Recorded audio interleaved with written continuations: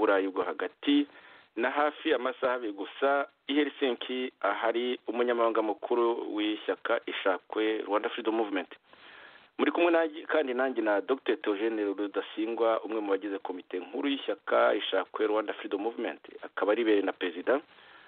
Mukaba muri kumwe kandi na bwana Sixbert Musangamfura, umwe mu bagize komite nkuru y'ishyaka ishakwe Rwanda Freedom Movement, akaba ari n'umunyamabanga mukuru w'iryo shyaka. Nagira ngo rero tudatinze tufungure mikro perezida w'ishyaka ishakwe Dr Theogene Rudasingwa asuhuze abatwumva, anabifuza umwaka mushya muhire. Ijambo ni ryawe muvandimwe Theogene.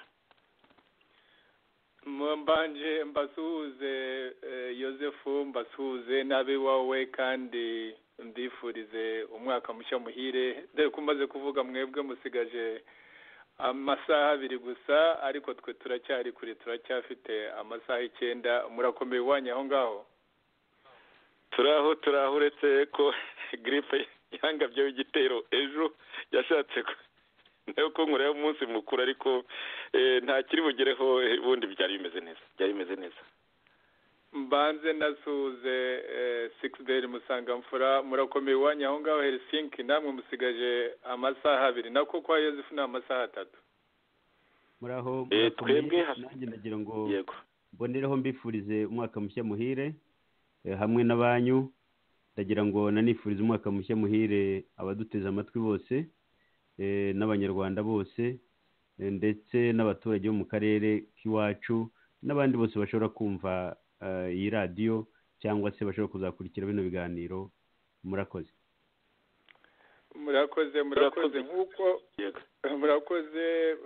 Ubwo nk'uko wari ubinsabye Yosefu, rwose nagira ngo ahubwo mbanze nshimire radio ishakwe kuba iduhaye kakanya ko kwifuriza abakunzi ba radio, abayoboke b'umuryango wacu ishakwe Rwanda Freedom Movement, abanyarwanda muri rusange, ndetse n'abanyamahanga bakurikirana iby'u Rwanda, bakurikirana ibi ngibi tubishobozwa ni radio ishakwe.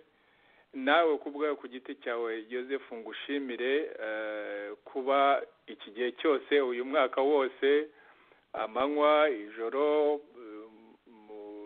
mu bushobozi bwose tuba dufite kandi butari na bwinshi, ko iyo radio yakomeje kugira ibiganiro bitwungurira ibitekerezo kandi abanyarwanda bakunda bakomeje no gukurikirana. Ngushimire rero nawe ku giti cyawe kuko ubidushoboza muri izi program.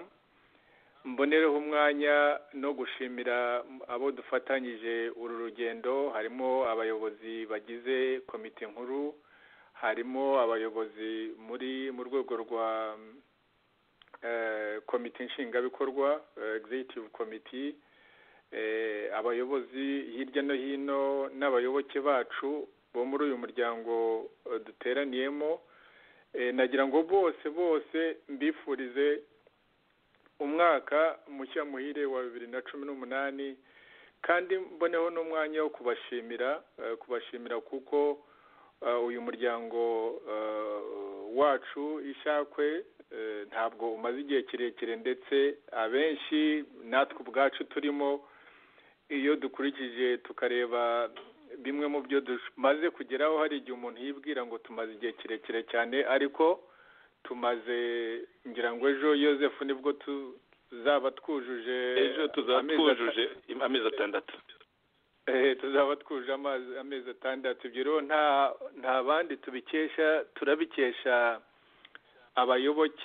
abayobozi b'uyu muryango ishakwe, umaze nyine icyo gihe gitoya ugerageza kugeza ku banyarwanda ibyo twabasezeranije, kandi ni igihe gitoya, ariko icyerekezo ndamya ko ari icyerekezo gifitiye akamaro abanyarwanda bose, gifitiye akamaro u Rwanda, ndetse gifitiye n'akamaro n'abaturanyi bacu, ibihugu byacu, ibihugu bihanye imbibo n'u Rwanda nabyo, dore ko ibibi byo mu Rwanda n'ibyiza byo mu Rwanda buri gihe bisandarira muri ako karere.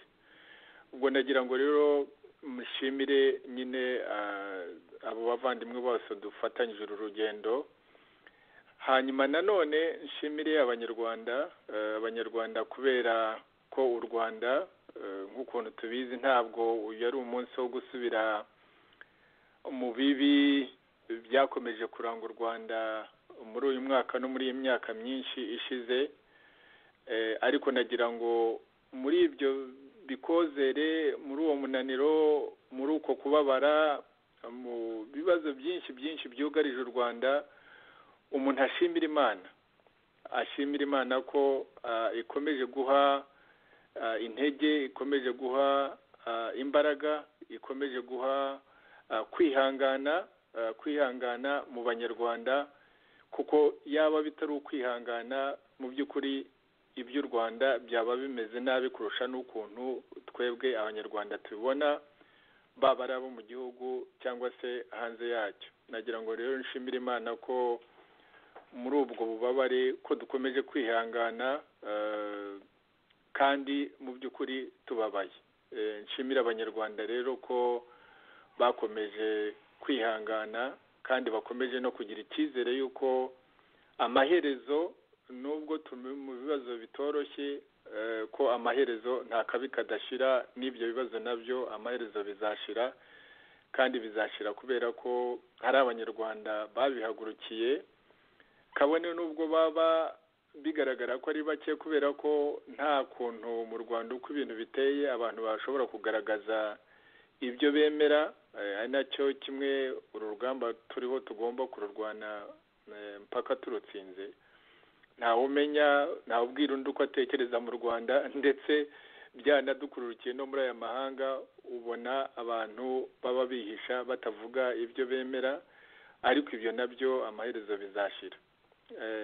Kuba rero ko hari abanyarwanda biyemeje ko urwo rugamba tugomba kurugumaho kakazagira igihe turutsindira, nabyo ni ibintu umuntu yashimira Imana, kandi agashimira abo banyarwanda bamaze kwifatanya b'ingeri zose mu buryo bunatandukanye yewe, ariko iyo nyota y'uko ibintu mu Rwanda bigomba kuzahinduka amaherezo tuyisangiye turi benshi.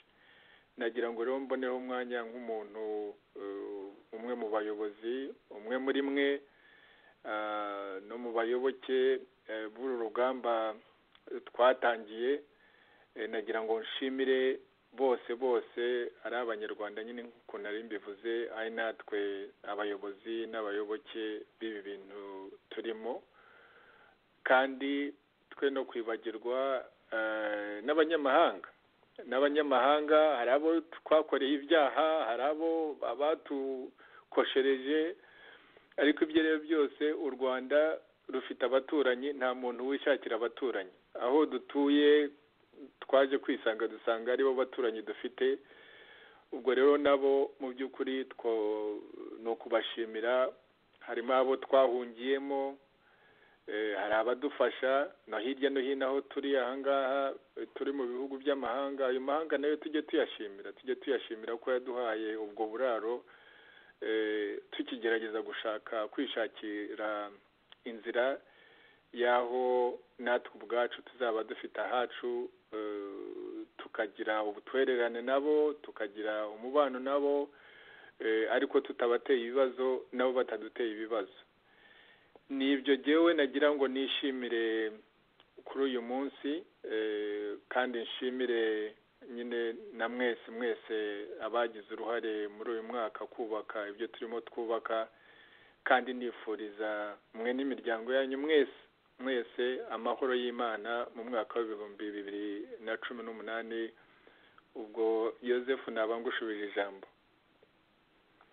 Ndagushimiye muvandimwe Theogene, umaze rwose kwifuriza umwaka mushya muhire abanyarwanda n'abayoboke b'ishyaka Ishakwe Rwanda Freedom Movement.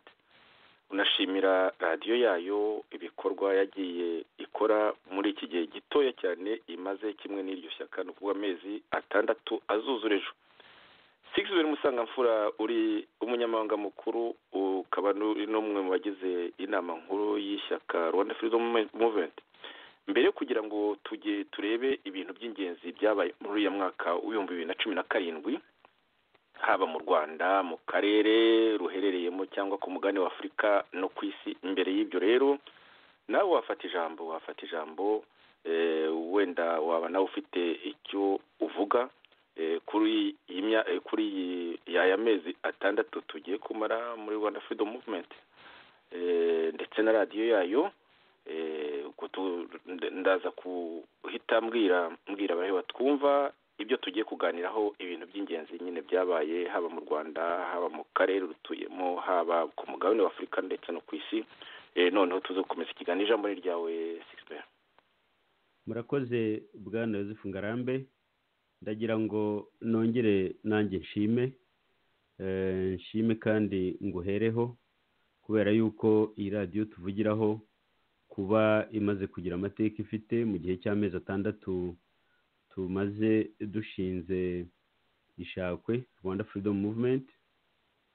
Iyi radiyo yahabaye indashyikirwa, wakoze uko ushoboye, ibiganiro biratangazwa, abanyarwanda bamenya ishakwe Rwanda Freedom Movement, ndetse tugenda dushyikirizwa ubutumwa buturutse hirya no hino, kandi ugasanga kenshi abantu ijwi ryacu ryarabagezeho binyuze kuri iyi radiyo. Ni igikorwa gikomeye rero, ngira ngo ngushimire by'umwihariko. Ndagira ngo kandi nshimire na bagenzi banjye bahagurutse bakitanga, cyane cyane intego twashyize imbere yo guharanira ukuri. Ukuri ni ikintu gikomeye cyane mu banyarwanda, kubera ko mu banyarwanda kera bajyaga bavuga ngo aho kuryamira ukuri waryamira ubugi bw'intorezo, ariko rero ibyo aho ngaho nyine hari kera, n'abanyarwanda hari ibyo bavuga ngo ibyo hari kera. Ubu ngubu rwose ikinyoma nicyo cyafashe intebe, ku buryo ahubwo uvugishije ukuri ari we ugwa aho ngaho.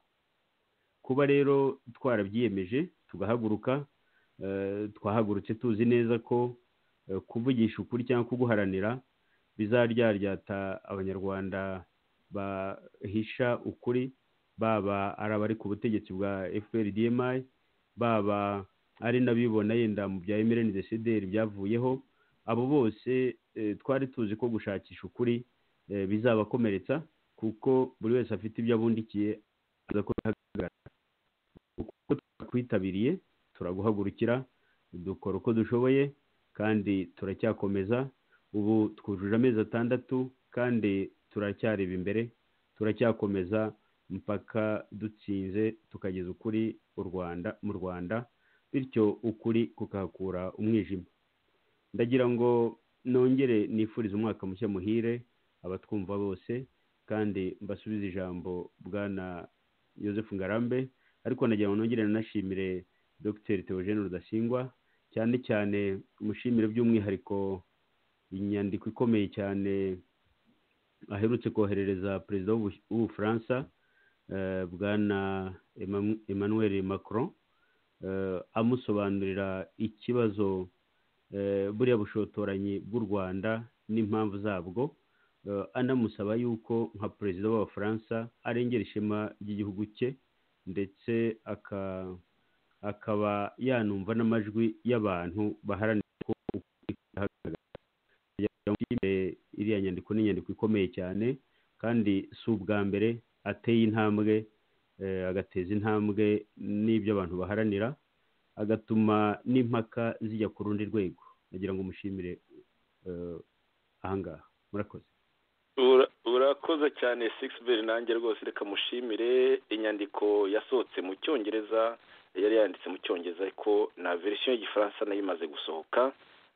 Tuzakomeza kuyikwirakwiza ko ni inyandiko ikomeye cyane, ni inyandiko yerekana abo turi bo, yerekana u Rwanda twifuza, u Rwanda rutazaba ruhimbira ibindi bihugu ibyaha, kugira ngo hahoreho inkeke, hahoreho ikintu cya tension cya buri gihe, ndetse bivanze mu by'ukuri n'ubucabiranya, kuko ikiba cyihishe inyuma y'uko kugerageza kwihata Ubufaransa no kugira ngo iriya dosiye y'indege izatwekere. Wenda ngira ngo mugenzi wacu Theogene araza kujya icyevugaho ko nabyo biri mu bivugwa muri kino gihe. Tugiye rero kuvuga ku biri mu Rwanda duhereye ku yemwe harimo n'iby'iyo ndege no kongera gukangisha ko ngo bazoherereza nayo impapuro zihagarika abanyapolitike bagera kuri 13 n'abasirikare bagera kuri 20 aho ngaho. Ibintu mu by'ukuri banavuze mu mwaka w'ibihumbi 2008 ntibigire icyo bitanga, ariko benshi cyakora ejo ubundi bya mbere byo byaravuzwe cyane ku byejo bundi nabonye abantu babivuze rwose ari nk'utunyamakuru dutoya tutazwi two muri Afurika ivuga igifaransa. Ubu wagira ngo noneho byabaye nk'ibya wa mwana murizi utarindwa urutozi. Duhereye ku biherutse bavandimwe Theogene na Sixbert, duhereye ku biherutse mu Rwanda, hari ibyabaye n'umunsi bigomba kurangira n'uyu munsi n'uvuye tariki ya 31 itariki aho abanyarwanda bahunze hagati ya 59 na 98 ngo bagomba gukurwaho statut y'ubuhunzi. Ibyo bikaba byaravuye ku butindi, ku bugome bwa Kagame yagiye akora nyine kugira ngo akomeze atoteza abanyarwanda bamuhunze by'umwihariko. Hari ikibazo cya Israel n'u Rwanda, aho nyine Israel iri mu gakungu n'u Rwanda ku itariki ya 28 rwose z'ejo bundi mu kwezi kwa 11. Minisitiri w'intebe wayo yavuze yuko ngo bagiye gufungura ambasade mu Rwanda, ari nako mbere yaho gatoya, ibyumweru bibiri imbere yaho gatoya, bari bakoze ibintu byo gucuruza abimukira b'abanyafurika, babacuruza na Kagame, bakamuha amafaranga, ubundi agafata akazi ko kubagirira nabi, kuko niko bimeze, si bwo bwa mbere binabaye, kugira ngo nyine Israel ibikize nk'umwanda. Twaranabyamaganye. Hari ikindi cyabaye muri uno mwaka kitari icyakuriye, ifungwa ry'umuryango wa Sinapol Rwigara. Ibyo byatangiye nyuma birumvikana yoho agerageje kwiyamamariza umukobwa Diane Rwigara, noneho nyuma yabyo bamwangira kwiyamamaza. Mu kwezi kwa 9 batangira gutoteza umuryango, no baranawufunga. Imanza zirakomeza zo kuburanira kuba baburana bari hanze, zirakomeza muri ukwezi kwa 10 n'ukwa 11. Habayeho rero mbere yaho kwiyimika kwa Kagame mu ngirwamatora, akaba yararahiye tariki ya 18 z'ukwa 8, ariko ntashirwe nyine bugacya nyine nk'uko tumaze kubivuga, yanjama uriya muryango yiciye n'umukuru wawo, no kuvuga Sinapol Rwigara. Mbere yaho gatoya mu kwezi kwa 7 habaye iraporo ikomeye cyane y'amapaji 42 mu gifaransa na 40 mu cyongereza. Raporo Human Rights Watch yahaye izina abajura bose bagomba kwicwa, ikaba ivuga ibyo kwica abantu mu by'ukuri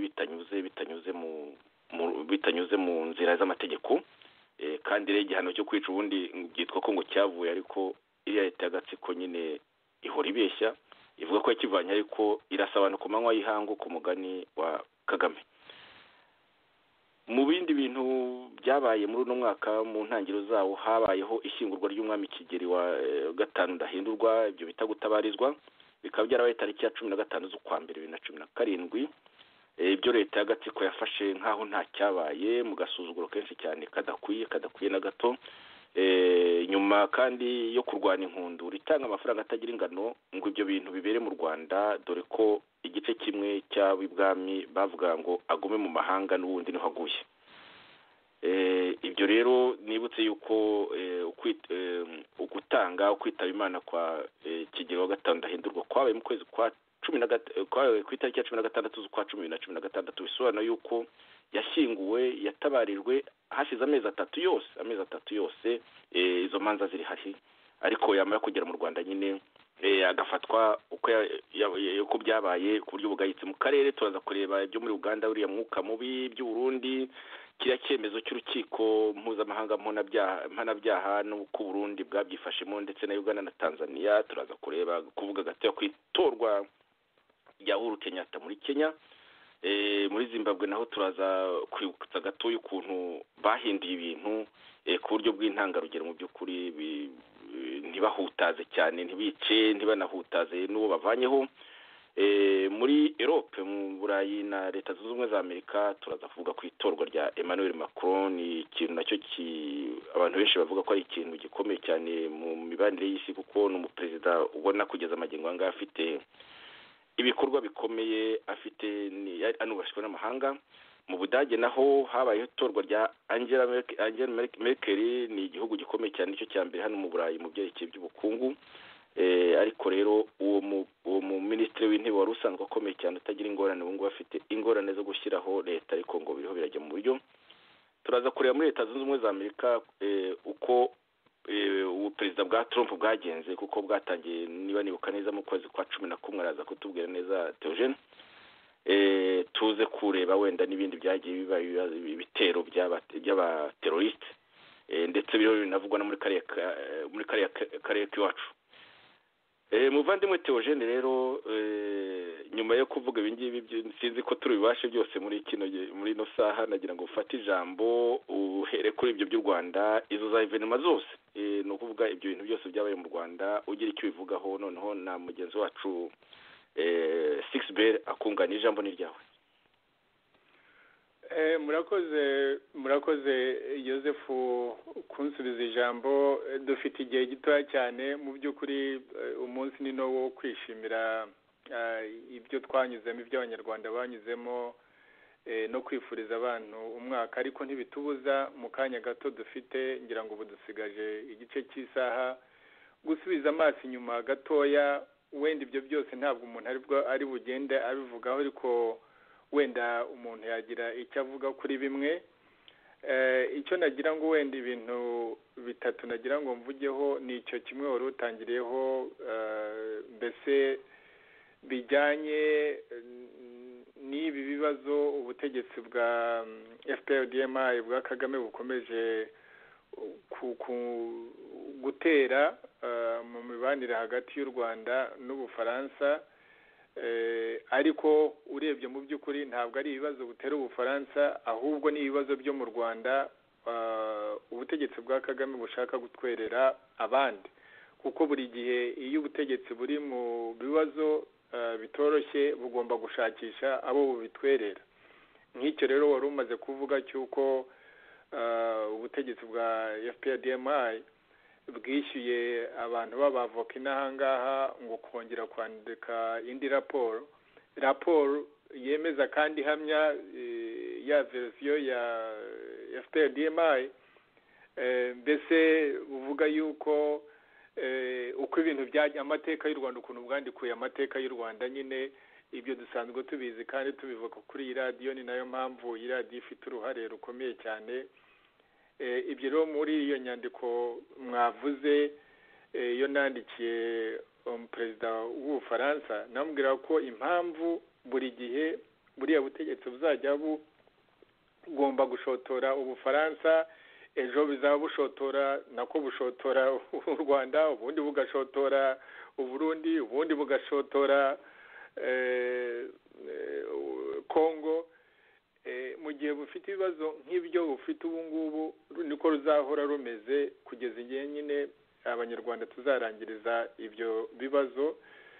Impamvu rero enye navuze, impamvu ugomba guhora bukora ibintu nk'ibyo ngibyo. Iya mbere nyine ni ikibazo cy'indege, kuko Kagame arabizi ko ari we ubazwa kandi uzabazwa ibibazo by'iyo ndege, kuko niwe watanze amabwiriza yo kuyihanura. Mu gihe Ubufaransa buhora buvuga ko bukora iperereza, nta gihe Ubufaransa buziyunga na Kagame, kuko iyo babibyukije Kagame avuga ati ni jyewe bavuga, barashaka kunkuraho. Ikindi cya kabiri ni uko hari impfu z'abanyarwanda benshi, cyane cyane tuba tuvuga impfu z'abahutu, abaguye mu Rwanda no baguye muri za Kongo n'ahandi hirya no hino. Mu byo Loni mu maraporo yagiye ikora ikavuga ko mu by'ukuri umuntu ashobora no kubyita jenoside. Twebweho mu muryango wacu Ishakwe ni ibintu byo dukomeyeho cyane byo kuvugisha ukuri ko nubwo habaye jenoside y'Abatutsi, ariko twebwe tuvuga ko habaye na jenoside n'izindi mpfu nyine mu Bahutu.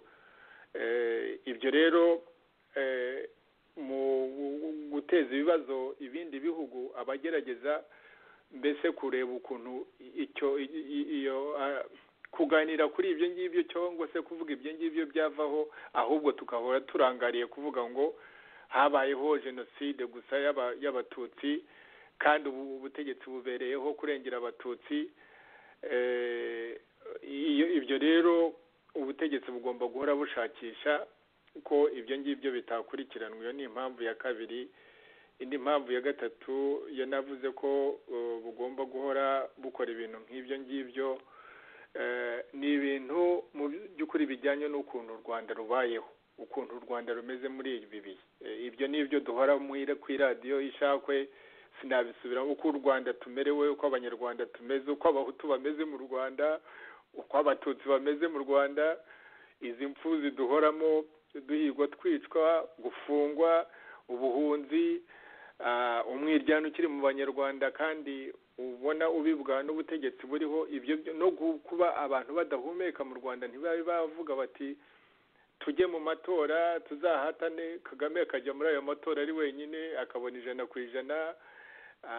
kuba ntawe ushobora kugira icyo avuga muri media zose zikaba ziri muri control ya leta na FPR-DMI, nta societe civile ibaho, ibintu byose bitegekwa na FPR-DMI na Kagame. Ibyo byose mu by'ukuri ni ibintu, ndetse n'ubusumbane buriho ibyo ni ibintu byo gukomeza kuvuga mu gihugu Yosefu, ibintu bijyanye n'ubukungu n'imibereho y'abaturage uko bimeze, n'ubusumbane buriho, kandi byose bigenda bigatwara kwa Kagame n'umuryango we n'agatsiko ke. Uko niko igihugu kimeze. Icya gatatu, impamvu ibyo rero nabyo agomba guhashakisha uburyo iyo nkuru itagaragara, ahubwo haboneka inkuru yo kuvuga ngo we mbese niwe mukiza mu gihugu, ahubwo dore abatera ibibazo ni abangaba, ni abanyamahanga, ni Abafaransa, ni Abagande, ni Abarundi, ni Abanyekongo. Ubwo ejo ntazabura abandi acura nk'ukuntu cyagiye muri bya bihe. Mwibuka hari Zimbabwe, hari Namibia, hari Angola, hari igihe ari South Africa ariwe mwanzi. Ibyo ngibyo ni ibintu bihoraho. Ikindi rero ni uko u Rwanda mu by'ukuri rwo rucura imigambi yo kudestabiliza akarere. Izo mpamvu ko ari ni ngombwa ko abanyarwanda tuzimetiriza tukazimenya neza. Ntabwo kandi ari ikibazo kiri hagati y'u Rwanda n'Ubufaransa, ahubwo ni ikibazo kiri mu Rwanda giterwa na FPR-DMI na Kagame uyibereye ku isonga, kandi ibyo bibazo akabiteza ahubwo akarere, akabiteza n'andi mahanga. Ibyo rero ukuntu tugenda tureba imbere, ubwo mu bihe bya vuba, umwaka utangira no muri uyu mwaka dutangiye, twizere ko tuzarushaho kongera gutera intambwe kugira ngo turusheho gusobanurira abanyarwanda babyumve neza, tunabisobanurire abagenzi bacu, abaturanyi bo mu karere nabo babyumve neza, kuko turi ku rugamba rumwe, ndetse n'abanyamahanga babyumve ko Kagame ntabwo abangamiye gusa abanyarwanda, abangamiye abaturanyi mu karere kacu k'ibiyaga bigari, abangamiye abanyafurika muri rusange, ariko abangamiye n'umutekano ku isi kubera ibyo bibazo agenda atera kandi udashobora gufungira mu gihugu. Ibyo rero ni ibintu mu by'ukuri iyo dusubije amaso inyuma umuntu yaheraho. Icyo ni kimwe, ariko ikindi kijyanye nabyo wari umaze no kubivuga Yosefu, ni nyine ni ibyabaye ibyo by'uko kwimika kuba umwami w'ikirenga uzahoraho, ibyo byo gutoteza imiryango y'abatutsi, bisa nkaho aha gasopo abatutsi, kuko ubundi Kagame yitwa ko yagiyeho kurengera abatutsi, niwe mukiza w'abatutsi. Ariko ibi ukuntu atoteza noneho iyo miryango y'abatutsi, abo yica uyu munsi, mwibuke ko 31 ubundi mu by'ukuri nibwo twibuka, mu bo twibuka benshi bamaze guhitanwa na buriya butegetsi bwa FPR-DMI. Twibukamo na Patrick Karegeya, mugenzi wacu wahitanwe n'ubwo butegetsi, n'abandi benshi. Ariko ibyo byose byerekana nyine uko ubutegetsi bumeze, ko nabo bwitwaga ko bwagireho kurengera, ubu ngubu nabo biyongereye kubo bwari busanzwe butoteza, ndavuga nyine abahutu ubutegetsi bwasize icyo cyaha ngo cy'ubwicanyi cya jenoside. Ibyo ngibyo rero ni ibintu nabyo tugomba kumenya uko ubwo butegetsi buteye n'uburyo tugomba kurushaho gufatanya nk'abanyarwanda kugira ngo tuzashakishe umuti w'icyo kibazo. Ikindi wari uvuze nyine n'icyo itanga ry'umwami n'uburyo uko byagenze, ni ibintu nyine bikojeje isoni cyane. Ntabwo ubundi ntabwo wakavuze ngo Kagame w'umututsi n'aba bantu bo muri FPR ngo bo batutsi, ntabwo wagatekereje ngo nibo mu by'ukuri bagakoze ibintu by'urukozasoni cyane, uko iby'umwami Kigeli Ndahindurwa uko byamugendekeye n'amaherezo ye ukuntu yaguye mu mahanga. Ntabwo mu by'ukuri iyo bakoreshaga iyo logique y'ubuhutu n'ubututsi, ntabwo wagatekereje ngo Kigeli Ndahindurwa niwe wakabujijwe gutahuka ngo arinde apfire mu mahanga, akoze isoni u Rwanda, akoze isoni abanyarwanda twese, kubera ko nanjye ubwanjye nibariyemo numva ikintu cy'umwana, kandi nahoraga mbivuga ataranatanga, yuko mu by'ukuri ikintu cy'umwami gusazira mu mahanga ari ikintu tuzahorana mbese sinzi uko nk'ikizinga, ni ikizinga kuri twebwe twese kuba umwami yaraguye mu mahanga nyuma y'imyaka 50 n'umusago. Ni ibyo ngibyo nagira ngo mbe mvuze mu byo twibuka ibyo mu karere no muri Afurika n'ahandi hirya no hino. Buriya tuzagenda tugira umwanya wo kugira igihe tubivuga. Imana niduha amahoro muri 2018. Joseph, ngusubije ijambo.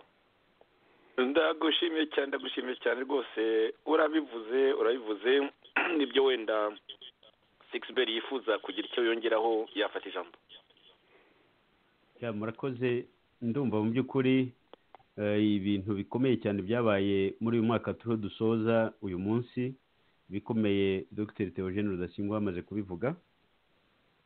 Kwiyimika kwa Kagame kugira ngo azategeke muri 2034, navuga ko ari cyo kintu gikomeye cyane.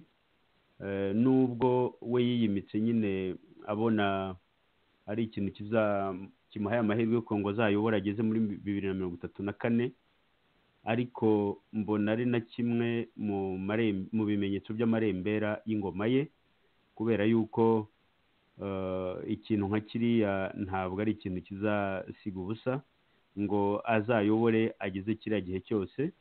Ndetse unarebye n'igihe yafatiye ubutegetsi, ndavuga igihe FPR Inkotanyi yafatiraga ubutegetsi muri 1994, nubwo yari visi perezida, buri wese arabizi ko ari we wayoboraga u Rwanda, ko ari we muntu wari ukomeye hariya, ni nawe bitaga mu gifaransa ngo l'homme fort.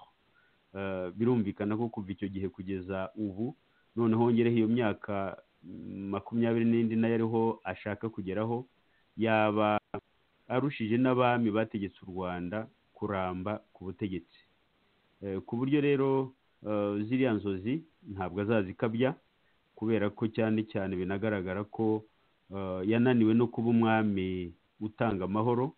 Igihe amaze ku butegetsi yari akwiye kuba ubu ngubu avuga amahoro, n'amahoro abanyarwanda bayabona koko, kubera ko yafashe ubutegetsi avuye mu ntambara. Yenda abantu bakavuga bati nibwo akiva mu ntambara, birumvikana ntabwo arashira igihunga cy'intambara, ariko noneho hashize imyaka 20 aracyavuga intambara, aracyavuga ko yugarijwe hirya no hino, aracyavuga ko abanye nabi n'abaturanyi. Nahoze numva ijambo yavuze avuga ati igihugu cyacu cyugarijwe n'abanzi, akavugamo ndetse n'igihugu cya Uganda aricyo cyamushyize ku butegetsi, akavugamo n'igihugu cy'u Burundi. Ndibuka ko abari ku butegetsi mu Burundi icyo gihe nabo bamufashije gufata u Rwanda, nyine gufata leta ya Kigali. Akavuga ati bya Tanzania nabyo Imana yonyine nibizi, nabyo bikaba byumvikanisha ko naho nyine batumvikana. None ugasanga nyuma y'imyaka 20 ayobora u Rwanda aravuga ati nta mahoro, n'ubu ntawamenya uko ejo buzacya bimeze. Bikaba bigaragaza ko nawe ubwe nk'uko asoma ubutegetsi bwe, umusaruro wabwo, nawe ubwe aremeza ko ntacyo yagezeho, kuko ikintu cya mbere abaturage baba bashaka ni amahoro. Icya kabiri abaturage baba bashaka ni ubwisanzure, ibyo nakwita mbese ubwisanzure, ukwishyira ukizana, biriya bijyanye n'ibya demokarasi. Biriya nabyo nta cyagezweho, ntacyo, kubera yuko Kagame nyine yavugura itegeko nshinga, akoresha kamarampaka y'igitugu, avugurura itegeko nshinga kugira ngo rimwemerere gukomeza kwiyamamaza ubuziraherezo, nawe agira atya aritoresha hafi 100%.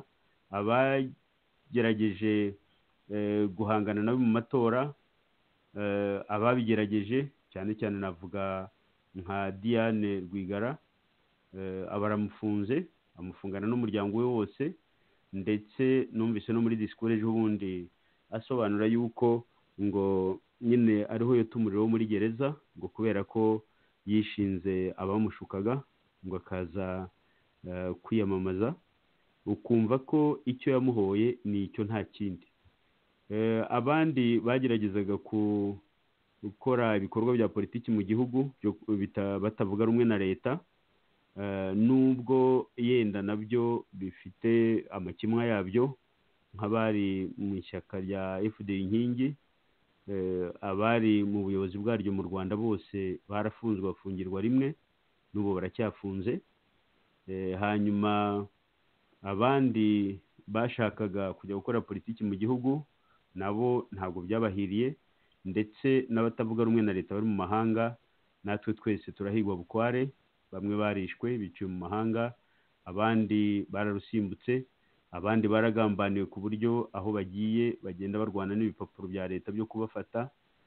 Ugasanga rero ikibazo gikomeye cyane, kuko leta yacu, leta y'u Rwanda, bigaragara ko umusaruro wayo ntawo, haba ari ku mahoro mu gihugu, amahoro ntayo, haba ari ku rwego rw'ubwisanzure bw'abaturage, ibyo nta bihari. Ikindi nanone cyavuzwe cyane muri uyu mwaka kandi kigaragaza ingufu nkeya za leta, ni ikibazo cy'inzara mu gihugu hose.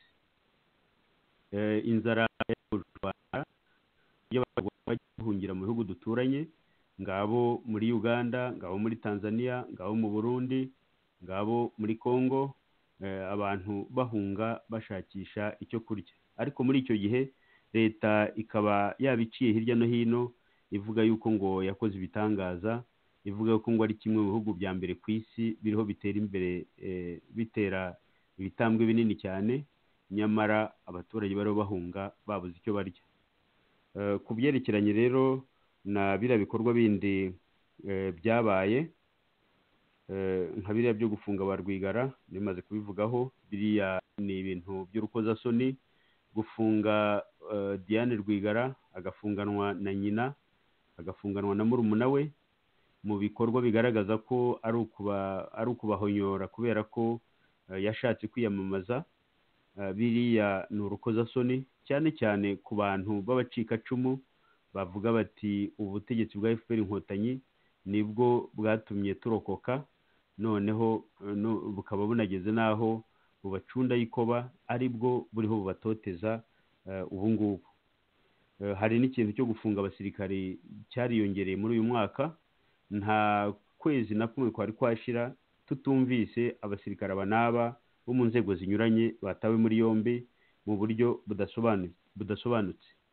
Ikibazo cyo kurasa abaturage ku gasozi ku manywa y'ihangu, nk'uko Kagame yari yarabibwiye abaturage ari Nyabihu, ubwo yigeze gusura ku karere ka Nyabihu, akavuga ati turaza kujya tubarasa ku manywa y'ihangu. Koko ibyo byarabaye, haba ari aho muri district ya Nyabihu, haba ari mu karere ka Ngororero, haba ari mu karere ka Rubavu.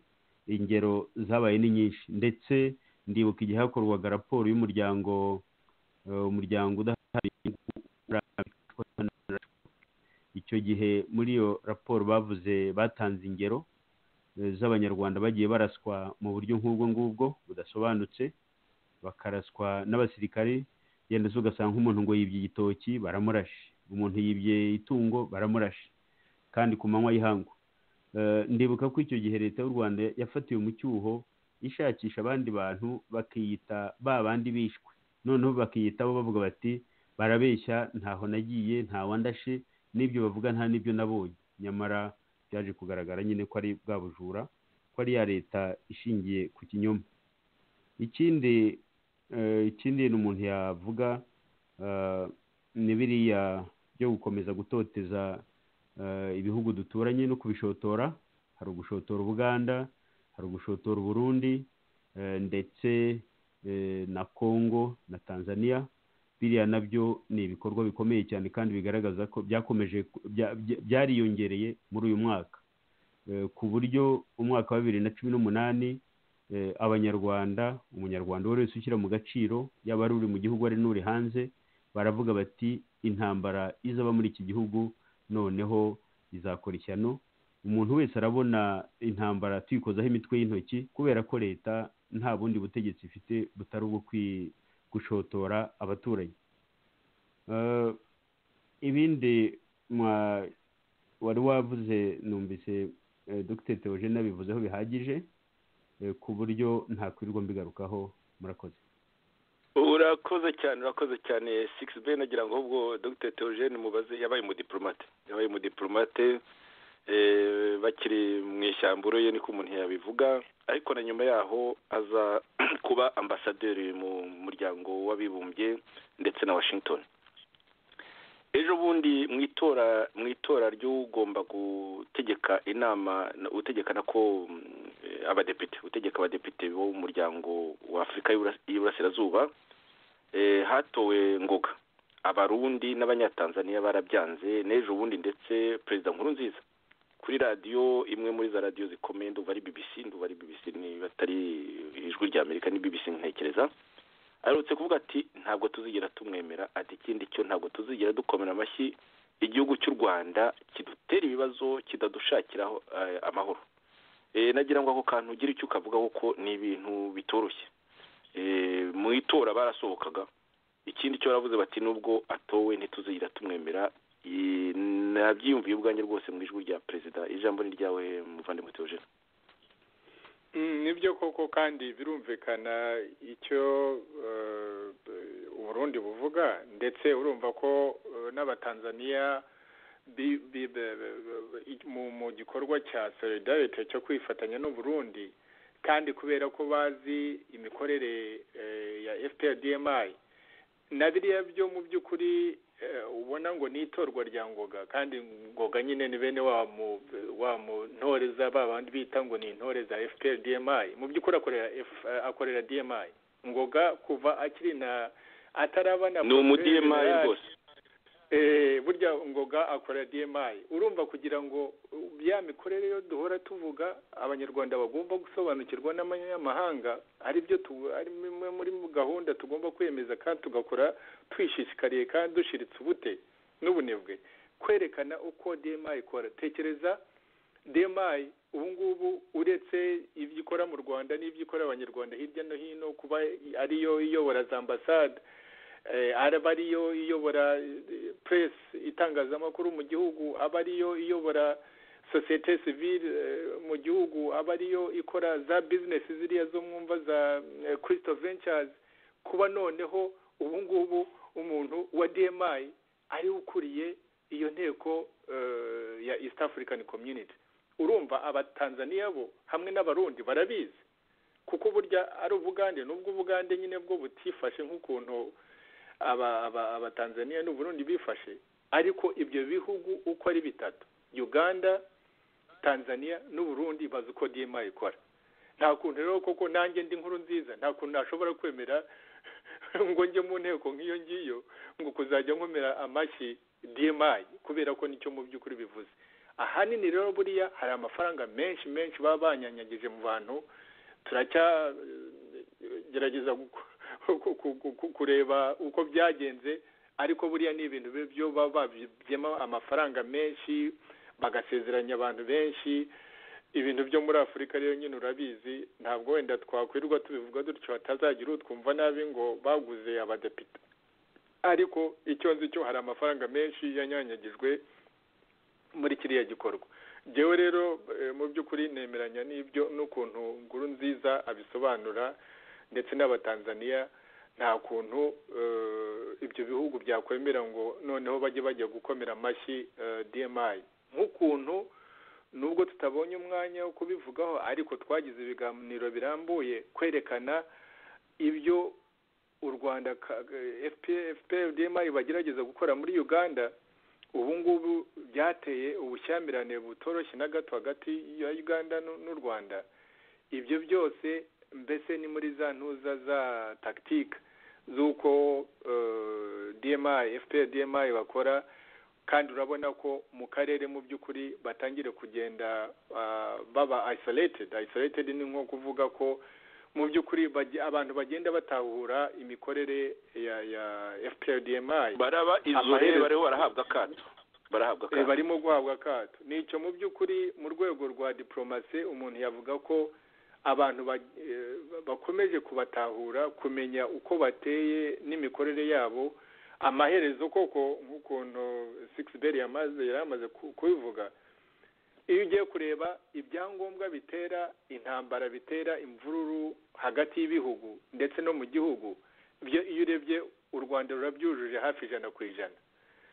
Igihe ibyo bintu bizasandarira ntawe ukizi, ariko iyo ushyize hamwe ibyo bimenyetso byose ni ibyerekana iki? Ni ibyerekana yuko mu by'ukuri u Rwanda n'akarere mu minsi iri imbere nta mahoro na gato tuzaba dufite.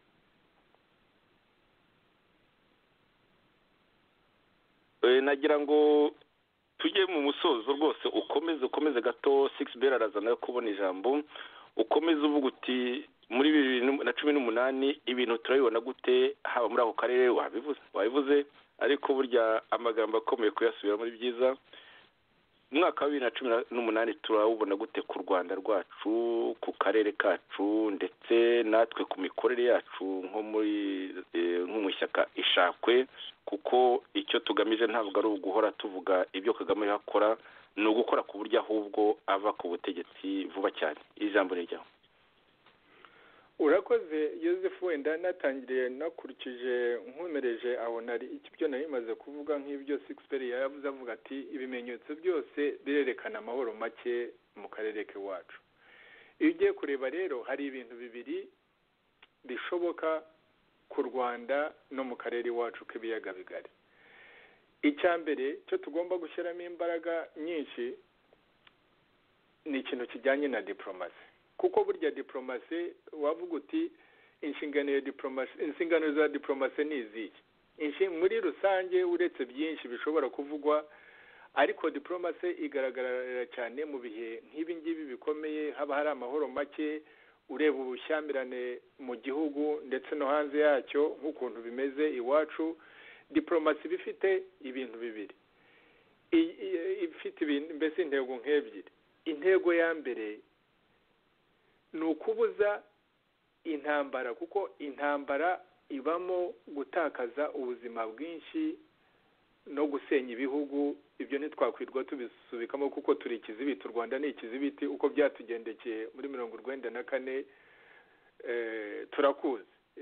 Ubuzima twatakaje ntitujya tubivuga twebwe mu ishakwe, ntabwo tuzi niba umubare w'abanyarwanda ubaze abatutsi ukabaza abahutu bamaze gupfa, bapfuye kuva intambara ya FPR itangiye kugeza kuri aya magingo, wasanga tumaze gupfusha abahutu n'abatutsi hafi 2 miliyoni. Ntitubizi, ariko ibyo ubwo bushakashatsi amaherezo na leta izajyaho nyuma ya FPR-DMI, ibyo bintu tuzakomeza kubiharanira kugira ngo tuzamenye twapfushije nde, baguye he, bishwe n'abandi. Iyo rero tuvuga ngo diplomasi ifite inshingano ya mbere yo kubuza intambara ko yabaho, ariko kubuza intambara kugira ngo ibyo twifuriza abanyarwanda n'ibyo twifuriza akarere biboneke hadatakaye byinshi, hadatakaye ubuzima bwinshi, hadatakaye kwangiza ibikorwa remezo by'ubukungu, hadatakaje imibereho y'abaturage, tudatakaje abaturage. Ni ukuvuga mu cyongereza umuntu avuga ngo bya bindi twakomeje dusubiramo, wigeze kwandika ngo intambara ni ugukomeza politiki mu bundi buryo. war is a continuation of peace by other means, niko mu cyongereza bakivuga.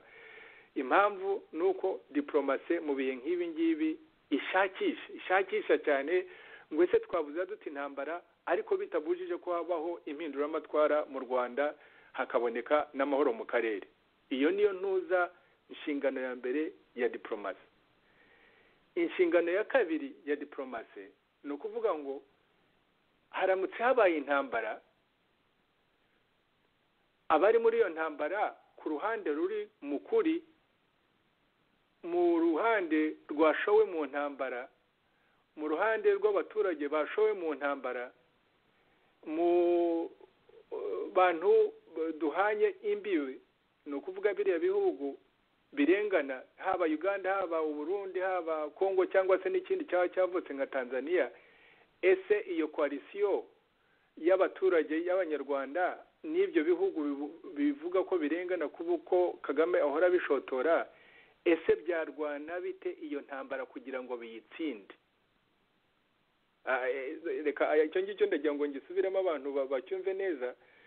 Ukuvuga ngo objective za diplomasi ni ukuvuga ngo reka duhoshe he kugira intambara ibaho, ariko ibyo twifuza by'impinduramatwara mu Rwanda bibeho, n'abatuye kariya karere biriya bihugu tubanyemo bigira agahenge, bigira amahoro, ariko biciye mu nzira y'amahoro. Ibyo nibyo tumazemo hafi imyaka ingahe turimo kwigisha, ariko nubwo bitashobotse ntibivuga ko iyo diplomasi tutayikomeza, nibura ikomeza gusobanurira no kwerekana ububi bwa kariya gatsiko FPR-DMI, ibibazo batera u Rwanda n'ibibazo batera akarere. Indi rero objective ikaba iyo ngiyo nabivuze ngo haramutse habaye intambara kubera ko ibindi byose byananiranye, ese abanyarwanda bifatanyije n'ibihugu by'akarere barwana bate iyo ntambara kugira ngo bayitsinde vuba, kandi bayitsinde hatabaye kongera kumeneka amaraso miliyoni 2 z'abanyarwanda nk'uko byagenze muri 1994. Urumva ko byombi ni amahurizo akomeye cyane, ariko ayo niyo mahurizo aturi imbere. Umuntu w'umuyobozi mu banyarwanda bari muri opposition, umuntu w'umuyobozi wa biriya bihugu duturanye mu karere, ikintu gikwiriye kuba kituraza ijoro dutekerezaho ni izo objective uko ari ebyiri. Ese dushobora gutsinda intambara ariko ibyo twifuriza abanyarwanda bikaba, ibyo twifuriza akarere bikaba, cyangwa se amaherezo araganisha mu ntambara, ariko se niba iyo ntambara ibaye abanyarwanda bafatanya bate n'abantu batuye akarere kugira ngo irwanywe, itsindwe, nako abarwanya iyo ntambara bayitsinde, ariko bayitsinde hatabaye ikiguzi nka cya kindi cyo twabonye muri 1994. Joseph ugenda umva nizo objective za diplomasi, kandi urebye mu by'ukuri ubu ngubu igikorwa nyamukuru tugomba kwimiriza imbere, tugomba gutekerezaho cyane, tugafatanya na biri bihugu byo mu karere, tugafatanya nk'abanyarwanda, tugafatanya n'abandi bantu mu by'ukuri. Press hanze ahangaha, itangazamakuru ryakomeje kwerekana uburyo Kagame abangamiye u Rwanda n'abandi, tugafatanya n'ibindi bihugu bireba ububi bwa Kagame, tugafatanya n'abandi bantu mbese bagira solidarite n'ikiremwa muntu, bakabona ko tubabaye cyane, ariko dufite ubushake n'ubuyobozi bwo kugira ngo dufatanye duhindure ibintu uko biteye mu gihugu cyacu. Iyo niyo objective ya mbere nabona Joseph Ugewe numva dukwiriye gutekerezaho, ariko si twe gusa, ntabwo ari twebwe tubangamiwe na FPR-DMI Kagame, hari n'abandi. Nicyo navuga Joseph. Ndagushimiye cyane rwose, wavuze uti ayo mahurizo akomeye, izo defi, izo challenge mu by'ukuri turazifite muri mwaka wa 2018, kandi tuzenda tubiganiraho, tuzabigarukaho twerekana inzira. Muvandimwe Sixbert rero ni ugusoza noneho ijambo rya nyuma ryo gusoza rigufi tukaza kuri ha Dr. Theogene Rudasingwa. Ijambo ryawe Sixbert. Murakoze bwana Zifungarambe. Koko uyu mwaka wa 2018 ni umwaka nanone ugiye gukomera cyane mu mateka y'u Rwanda.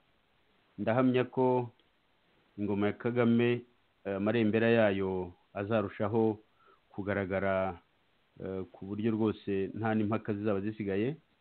umubano w'u Rwanda n'abaturanyi uzarushaho kuba mubi, kubera ko uko bimeze ubu ngubu biragaragara ko inzira umubano w'u Rwanda n'ibihugu duturanye uko umubano umeze biragaragara ko inzira ari cyane kandi ko biri kugenda nabi. Ikindi nanone hari na ruya rubanza rw'abarashe indege yari itwaye Habyarimana na Ntaryamira, Kagame yahiye ubwoba atanguranwa imbere nyine nk'uko Dr Theogene Rudasingwa bivuze, akoresha ziriya nyandiko nako akoresha ya raporo Muse yo kugira ngo atanguranwa imbere yerekane ko Ubufaransa ari bwo nyirabayazana ko bwagize uruhare muri jenoside, ari uburyo mu by'ukuri bwo guhunga ikibazo no kurangaza isi n'abanyarwanda. Byaragaragaye rero ko iyo raporo nubwo yakurikiwe n'inyandiko zo guta muri yombi cyangwa gushakisha bamwe mu bategetsi b'Ubufaransa ngo bazafungwe, bazafatwe bashyikirizwe Kagame bafungwe, ikigaragara ni uko iriya raporo yafashe ubusa. Ariko rero noneho iperereza ryakozwe n'Abafaransa rikaba rimaze imyaka myinshi cyane, rigeze ku ndunduro, umutima wa Kagame uradihaguzwa. Ariko abanyarwanda, ni nako abanyarwanda twese dutegereje ko icyo kintu kiva mu nzira, noneho amahurizo ari aho ngaho yose akajya ahabona, n'Ubufaransa nabwo ubwabwo bugashobora kwisobanura no kugaragaza ukuri nyakuri nk'igihugu koko cyakurikiye ibyo mu karere, ndetse nk'igihugu nacyo kiriho gitungwa agatoki.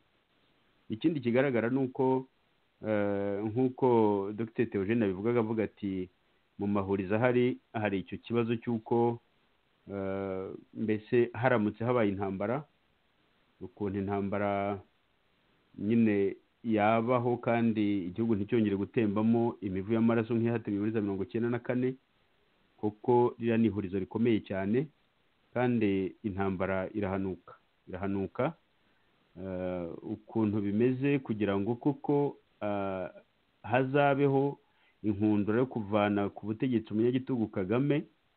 Iyo nkundura yo guhitana abanyarwanda babarika ntabwo byoroshye, ni ihurizo rikomeye cyane.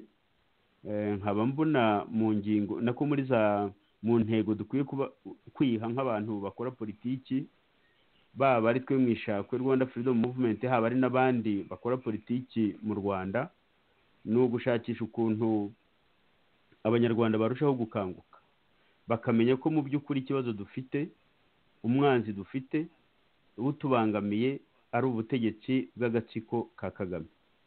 Abantu bagasobanukirwa n'icyo kibazo, maze abantu bakarushaho gutekereza ko guharanira amahoro ya buri wese ari uko nguko nyine guha akato ako gatsiko ka Paul Kagame, bityo abanyarwanda bagaharanira ukwibohora bashyize hamwe,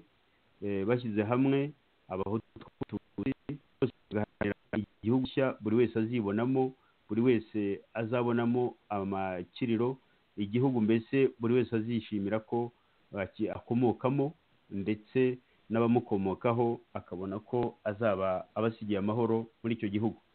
Birumvikana rero ko aho hantu harakomeye, ni ngombwa ko abantu basobanukirwa bihagije, noneho ibintu usanga abanyarwanda ibintu bicamo ibice abanyarwanda, cyangwa se n'ubwironda abanyarwanda bagenda bagira bashingiye ku moko cyangwa ku turere, icyo kintu abantu bakakirenga bakageraho bashyira hamwe bashingiye ku nyungu za politiki babona zagirira umunyarwanda uwo ari we wese akamaro, aho kugira ngo bagende bishyira hamwe bashingiye ku moko yabo cyangwa ku turere bakomokamo.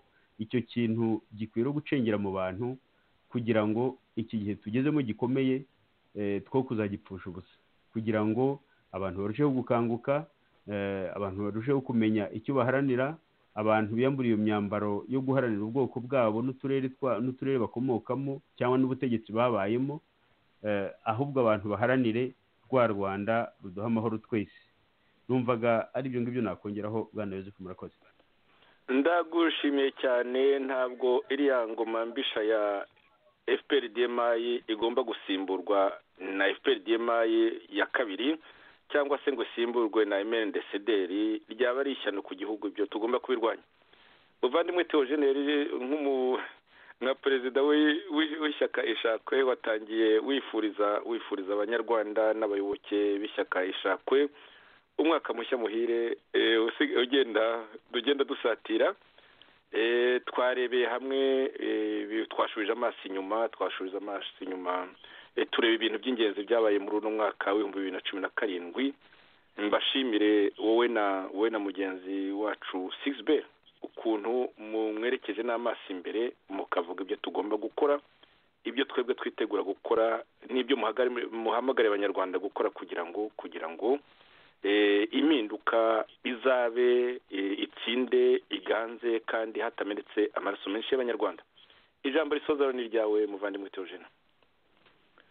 Yewe yoze naba ndondogoye nongeye nkagira ibindi mvuga kuko nta bindi bishya mfite. Nagira ngo rwose mboneraho umwanya wo kukwifuriza wowe na radiyo ishakwe umwaka muhire wa 2018. Nkwifurize amahoro iwawe mu rugo, nifurize Sixbert n'abiwe mu rugo, bavandimwe bacu tuyoborana uyu muryango, kubifuriza amahoro n'ihirwe mu mago yabo. Nifurize abayobozi bose bishakwe n'abayoboke bacu n'abanyarwanda n'abanyamahanga badushyigikiye, tubifurize umwaka w'ibihumbi 2018 uzaba umwaka wo kongera gutera intambwe, uzaba umwaka w'uburumbuke. Ubwo nabameniye ahangaha Yozefu.